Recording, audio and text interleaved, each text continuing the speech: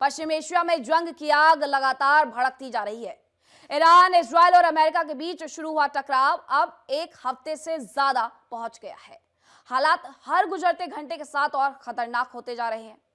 एक तरफ अमेरिका के राष्ट्रपति डोनाल्ड ट्रंप ने साफ कर दिया है कि ईरान के साथ अब कोई भी बातचीत नहीं होगी, सिर्फ बिना शर्त सरेंडर ही अमेरिका को मंजूर है। एक तरफ अमेरिका अपनी जिद पर अड़ा हुआ है, तो वहीं दूसरी तरफ ईरान और उसके समर्थन वाले देश भी इस जंग के मैदान से पीछे हटने के लिए तैयार नहीं है।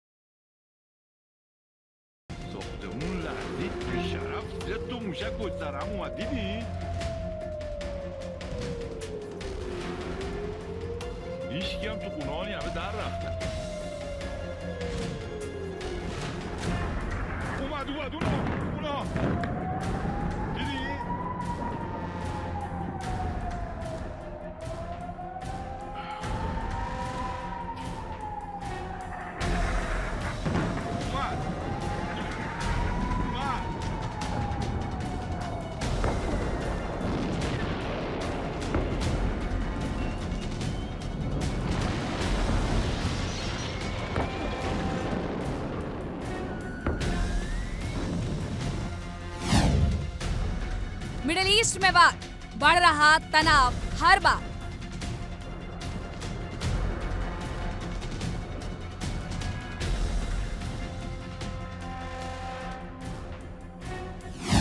जंग का शोर बढ़ता जा रहा हर ओर।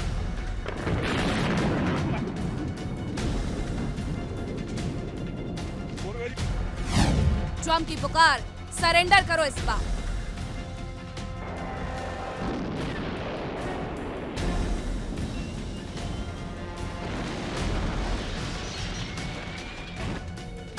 मिडिल ईस्ट में युद्ध की आग अब और तेज हो चुकी है। ईरान और इजरायल के बीच जारी हमलों ने पूरे इलाके को युद्ध के मैदान में तब्दील कर दिया है।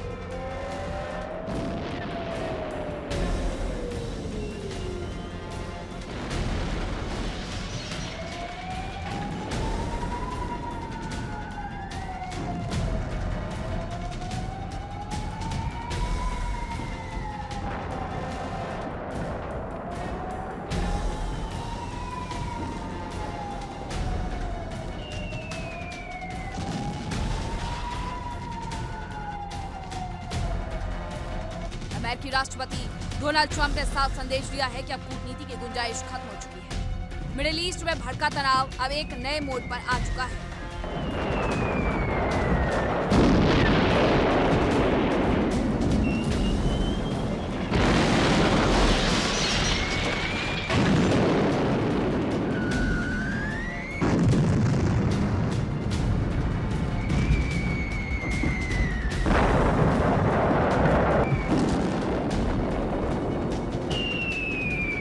इजरायल और अमेरिका मिलकर अब ईरान को पूरी तरह से तबाह करने की फिराक में है। ऐसे में ईरान पीछे हटने को नहीं मान रहा है। ईरान भी साफ कर चुका है कि वो खामनेई की मौत का बदला जरूर लेगा।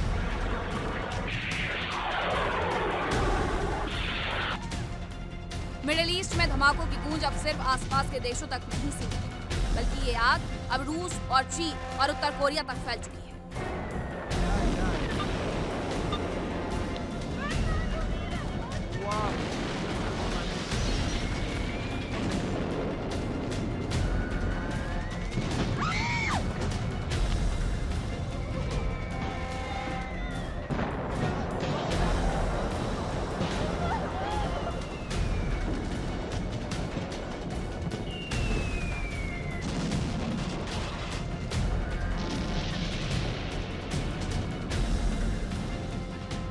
भले ही डोनाल्ड ट्रंप भरोसे के साथ आगे बढ़ रहे हैं, लेकिन क्या ट्रंप अपने प्लान पर कामयाब हो पाएंगे?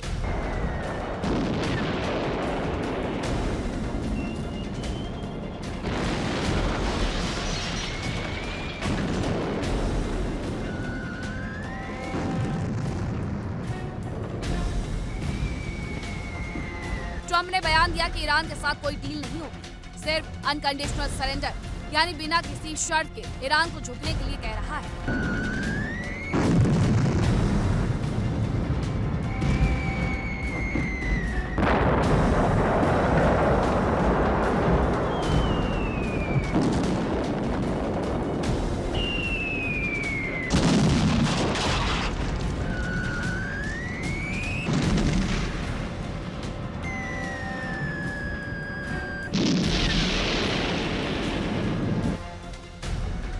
ट्रंप ने अपने सोशल मीडिया प्लेटफॉर्म पर कहा है कि ईरान की मौजूदा सत्ता अब कमजोर पड़ चुकी है और अमेरिका चाहता है कि वहां नया नेतृत्व आए जो मिडिल ईस्ट में स्थिरता ला सके।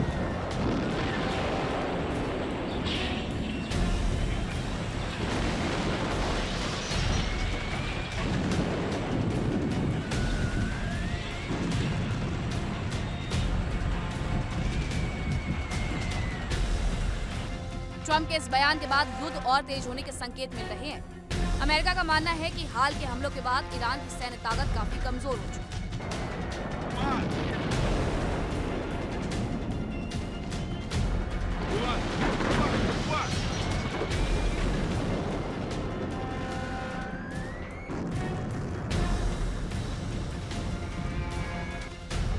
हालांकि उन्होंने ये भी कहा कि ईरान में कैसा शासन होगा, लोकतांत्रिक या इस्लामिक, इससे अमेरिका को फर्क नहीं पड़ता, लेकिन शर्त सिर्फ एक है, ईरान को बिना शर्त सरेंडर करना होगा।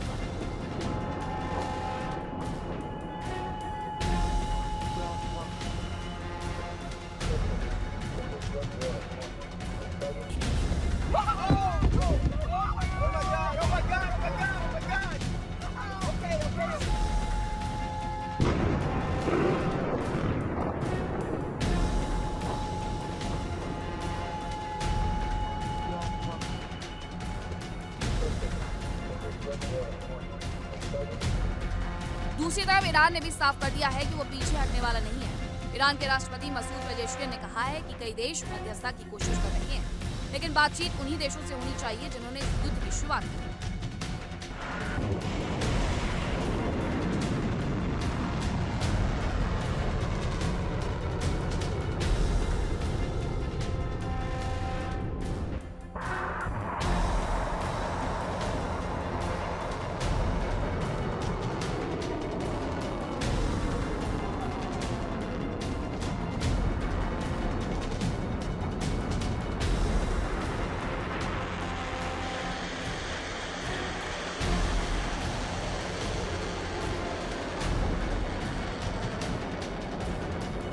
ईरान का कहना है कि जब तक हमले जारी रहेंगे, जवाब भी जारी रहेगा। हाल ही में ईरान की राजधानी तेहरान में जोरदार धमाकों की खबर सामने आई।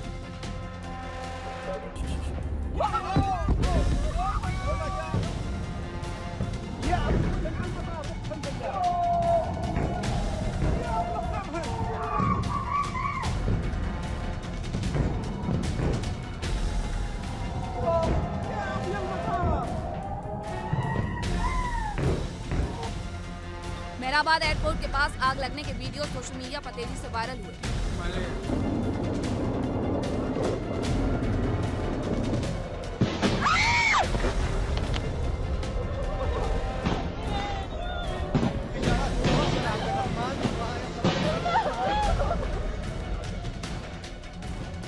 इजरायली सेना ने दावा किया कि उसने तेहरान में कई नए ठिकानों को निशाना बनाया। इजरायल के हमलों के जवाब में ईरान ने भी पलटवार किया। ईरान की ओर से इजरायल के प्रमुख शहर तेल अवीव पर मिसाइल और रॉकेट दागे गए।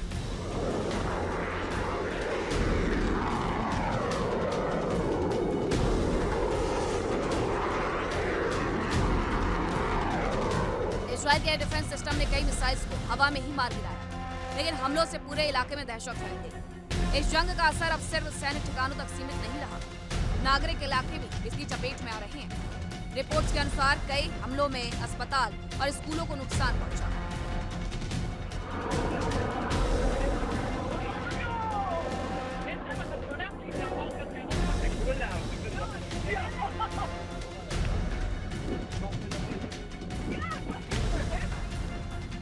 सबसे बड़ी चिंता इस युद्ध के वैश्विक स्वरूप लेने की है। कहा जा रहा है कि ईरान को रूस, चीन और उत्तर कोरिया जैसे देशों का समर्थन मिल सकता है,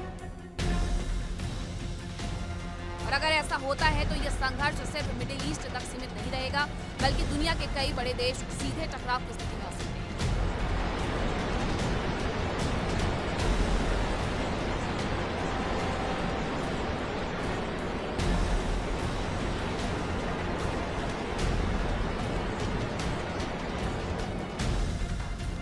सऊदी अरब इस युद्ध की चपेट में आने से बचने की कोशिश कर रहा है। सऊदी अरब ने दावा किया कि उसके एयर डिफेंस सिस्टम ने शाब तेल क्षेत्र की ओर बढ़ रहे 4 ड्रोन मार गिराए।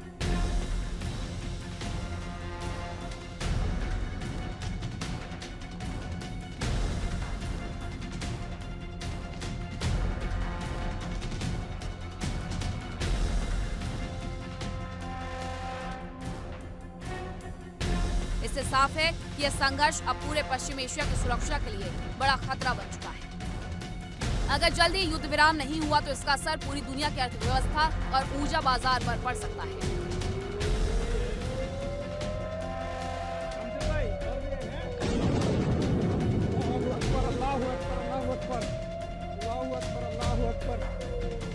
तेल की कीमतों में उछाल और वैश्विक तनाव पहले ही बढ़ने लगा है।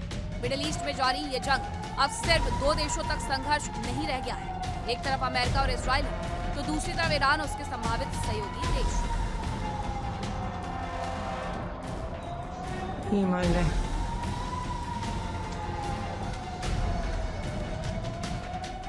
ऐसे में सवाल यही है कि क्या ये युद्ध जल्द थमेगा या फिर दुनिया एक और बड़े वैश्विक टकराव की ओर बढ़ रही है।